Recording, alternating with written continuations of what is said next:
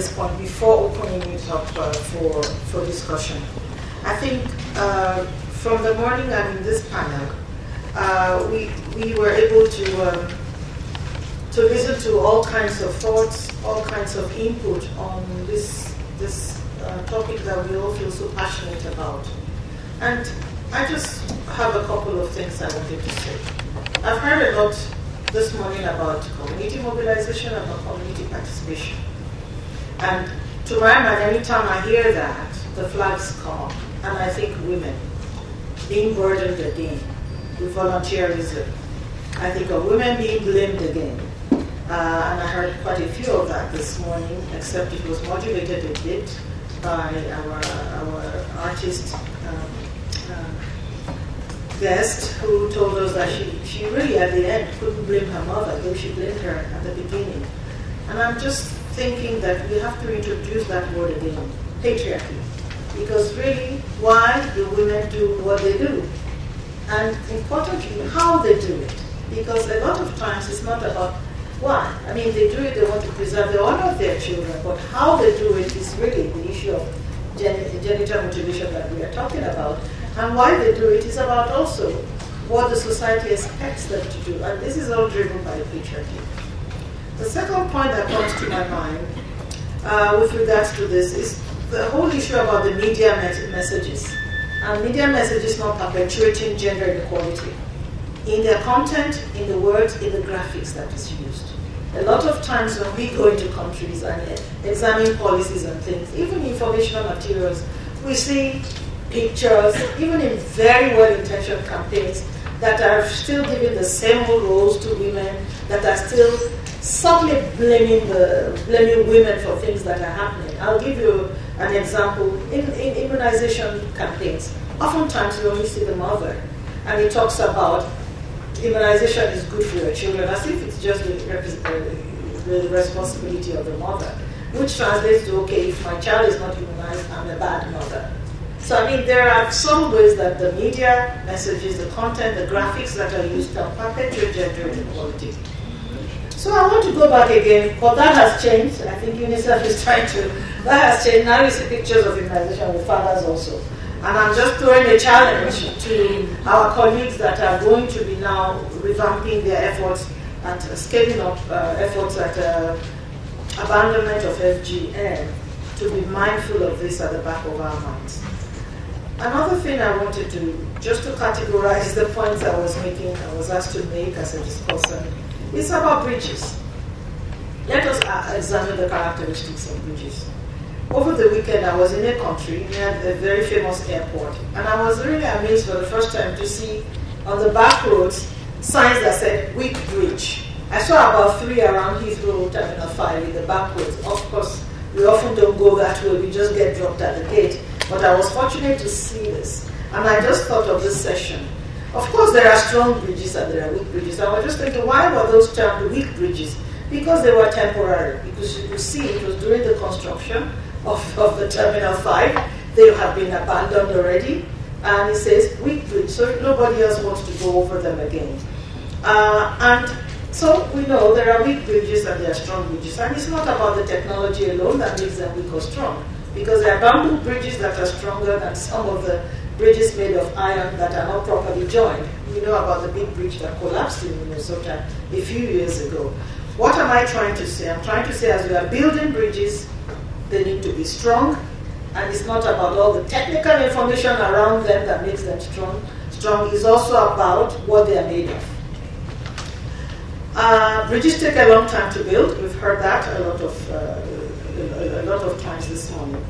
And my third point about bridges is bridges that don't meet in the middle are no bridges at all. We've heard this morning how researchers are starting to build a bridge, and then people that are in the programming and policy end start to build their bridges, and they don't really meet in the middle, and so it's difficult to call it a bridge. It's a structure of sorts.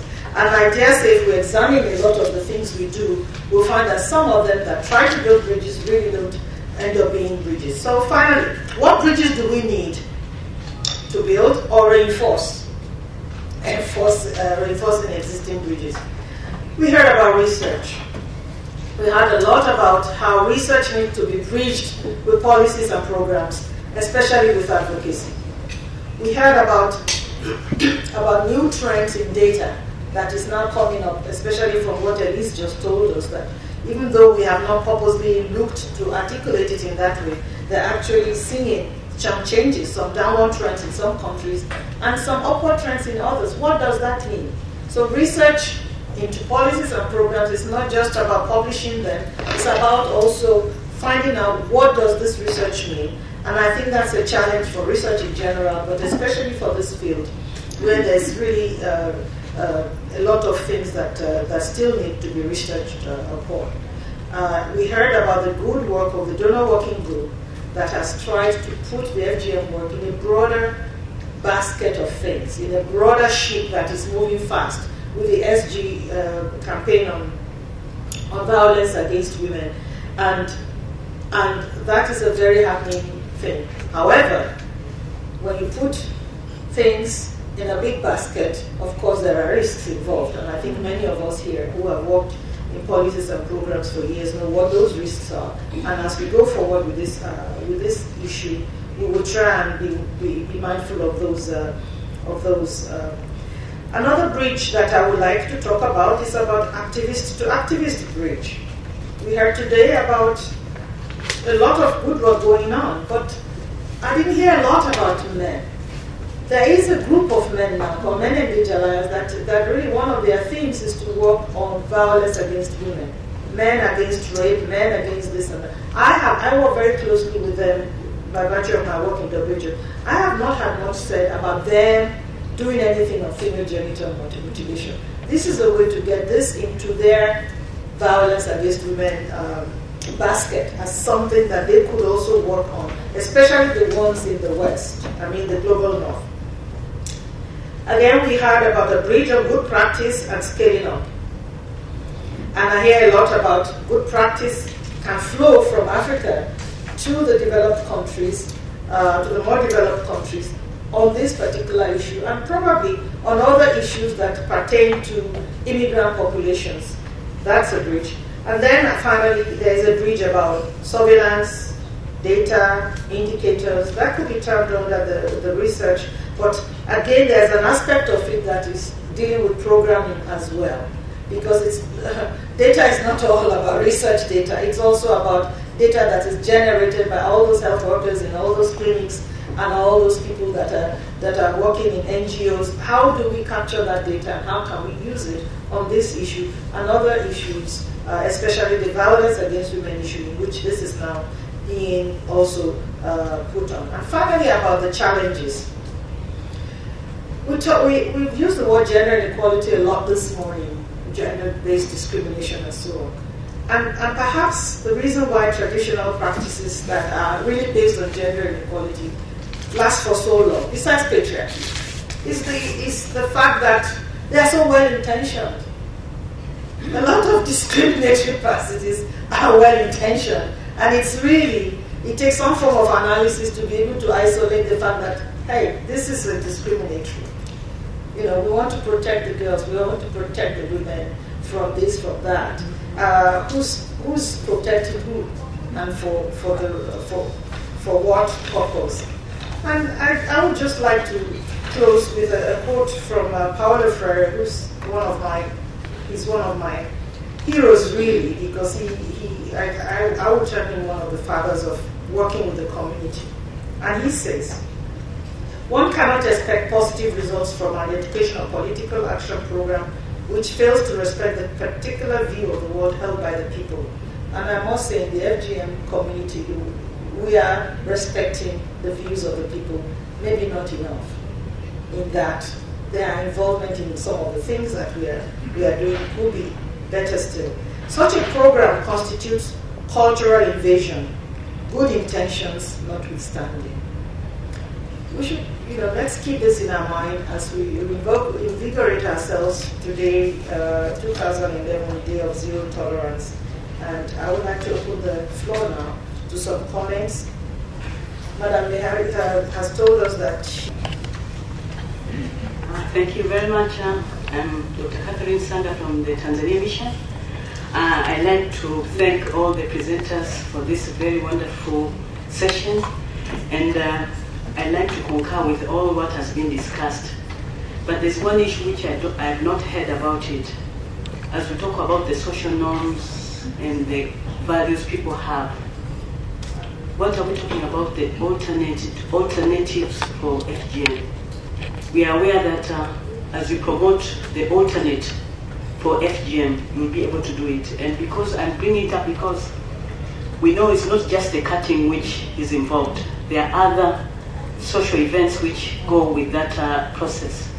And I think we have not discussed much about what do we do, how do we assist people to have those social aspects which go with the cutting when we are promoting abolition. So to me, I'm seeing, as we talk about abolition of FGM, we really need to talk about, also to consider what are we proposing as an alternate to the other social aspects related to that activity. Thank you. Thanks, Kathy. Anyone? Yes, please. Okay, this is Mar from UNFPA. I would like to ask a question. I don't know if we will have time for the answer, but the question would be for Nafsat Diop on the data issues, because she emphasized the importance of data so that we can measure progress on the actions that we are doing on the ground. And I think that this is very important, but it's a difficult issue. I coordinated a program in Mauritania on the promotion of abandonment for FGM, and we were using the MIX and the DHS survey as sources of data.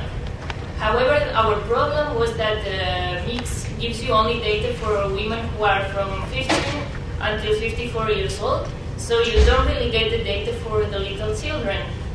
And moreover, the problem is that you also rely on the people answers and in such sensitive issues. So it was very difficult for us to track progress, and I would really like to know if you have any experiences of data collection with health centers or some other types of measurements that can give us better sense of what's happening in each country. Very much about the children's status further down the age, but I think it's also very different in different countries depending on what age FGM is usually done.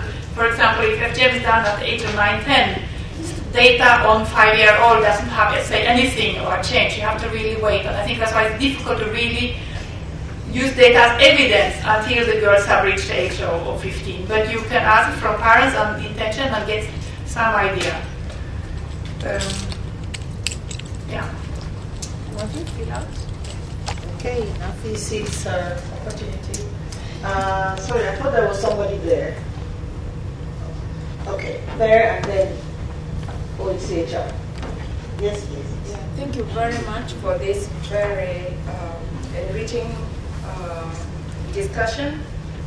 I'm so happy to see a wide range of interaction. Sometimes we forget even the heads or the organizations themselves are not aware of what is happening. I remember in 2007, I tried to bring school children to a wind-up dossier. Madam Wind-up dossier was here. The children who are dealing with prevention of FGM to this conference, which was dealing with HIV. And it was so difficult because they said, we are not dealing with FGM, we are dealing with HIV. They did not see the connection, and I'm so happy that now so many of us can see the connection of this issue in different ways. My main thing is I have a proposal, because what I see us doing here is mainly reacting. When we are addressing to women, to the youth, we are already dealing with the people either who have already undergone this procedure or who are not themselves involved.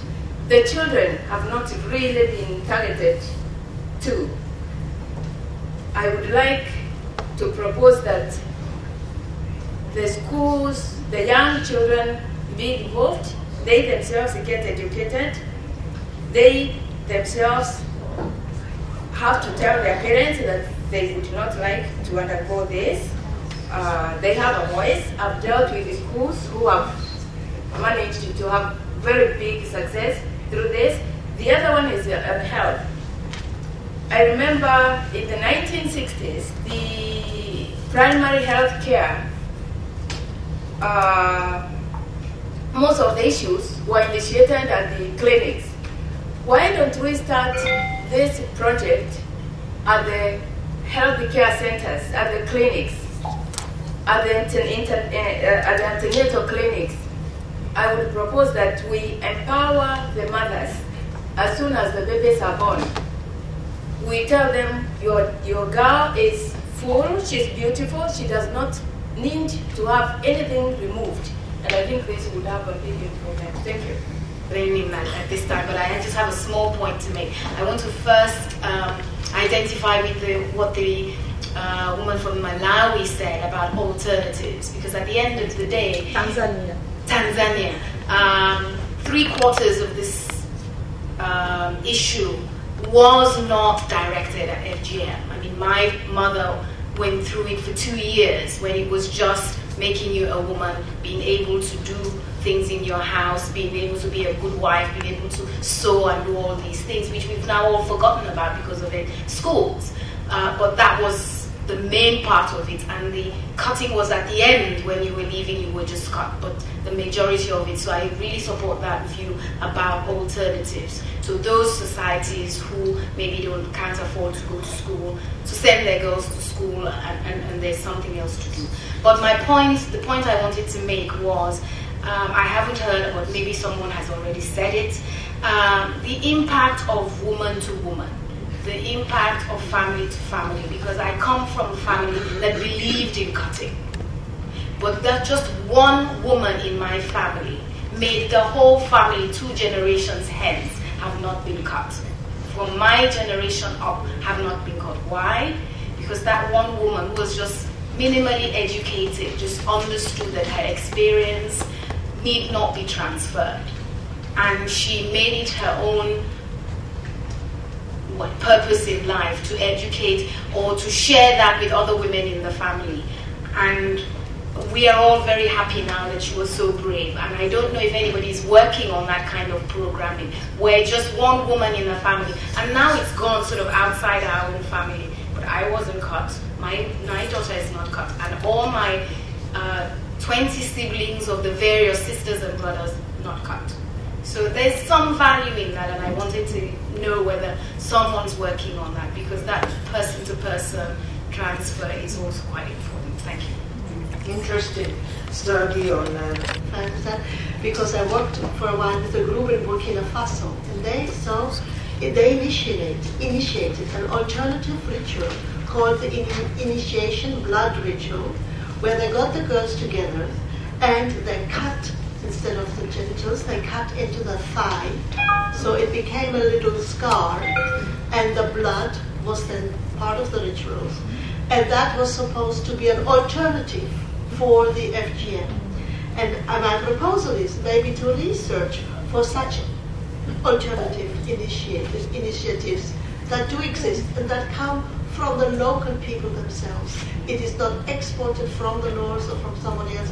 It came from the women's groups themselves in their own country.